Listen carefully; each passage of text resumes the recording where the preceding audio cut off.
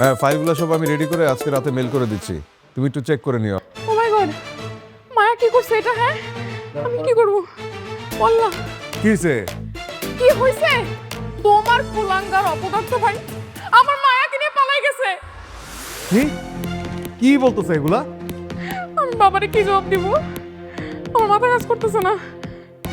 এই হারামদাদের এত বড় সাহস, একটা ভদ্র শিক্ষিত মায়ের নিয়ে পালাই গেছে। মাহমুদ, তুই একবার ওরা আমার সামনে নিয়ে আয়, আমি ওর উচিত শিক্ষা দিব। কিন্তু বাবা, ওদেরকে আমি এখন কোথায় পাবো? তুমি কোথায় পাবা সেটা আমি জানি না।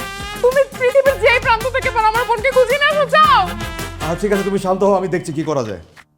তোমরা বসো।